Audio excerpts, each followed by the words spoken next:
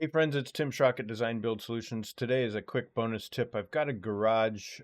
This is a model sent to me from a client, another chief architect user who created this in version X12. And I've got this garage set up. I've made a few tweaks, but for some reason I don't have a floor system in here. And you can confirm that even by going into the camera view inside the garage. And I've tried from the basement, from the foundation level. Could not get it, could not get it. Anyway, so what I found was, let's do this real quick.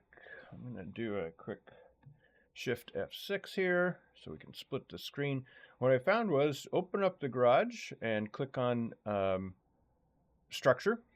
It wasn't doing anything. The thing that helped me just was to uncheck floor supplied by room foundation below. That popped up floor under this room. Now I'm going to select floor supplied by foundation room below again. So I just did an uncheck, recheck, and now the floor is showing up. Click that, okay, and there we have floor. Hey, quick tip, I'm not sure exactly what happened, but you can kind of bump it, I guess, and get it fixed. So if that comes up for you, this is your video. Have a great day. Take care.